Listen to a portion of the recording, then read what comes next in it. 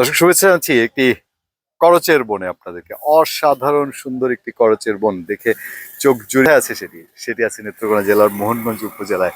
এই বিশাল ডিঙ্গাপোতা হাওর, এই ডিঙ্গাপোতা হাওর দেখবেন এ প্রান্ত থেকে ও প্রান্ত দেখা যায় না, কোথাও কোনো গ্রামের চিহ্ন নেই। এই পাশে দাসপাড়া গ্রাম, মোহনগঞ্জ উপজেলার মোহনগঞ্জ সদর থেকে মোটরসাইকেলে আসলে 20 মিনিট, অটোতে আসলে আধা ঘন্টা। এই দাসমারা গ্রাম কুশমল বাজারে আসবেন, সেখান থেকে এই দাসপাড়া হয়ে দাসপাড়ার পাশে ডিঙ্গাপোতা হাওরের পাড়ে এই অপূর্ব সুন্দর হিজল, হিজল না করচের বনটি আপনারা পাবেন। করচের বন হাওর এলাকায় প্রচুর আছে। দেখেন বর্ষাকালে এই গাছগুলোর একেবারে এই পর্যন্ত ডুবে থাকে, এই পর্যন্ত সমস্তটা ডুবে থাকে। আপনি বর্ষায় আসলে বিশ্বাসও করতে পারবেন না যে শীতের সময় আপনি এই জায়গাটি এমন দেখে গেছেন। হিজল করচের বৈশিষ্ট্যই তাই। এই গাছগুলো মূলত মাছের প্লাঙ্কটন তৈরি করে।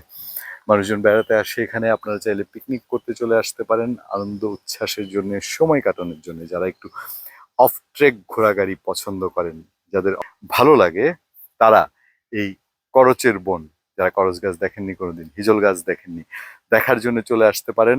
এবং খুব সহজ, আপনি ঢাকা থেকে মোহনগঞ্জ এক্সপ্রেস বা হাওড় এক্সপ্রেসে উঠবেন, তারপর মোহনগঞ্জে এসে পৌঁছাবেন।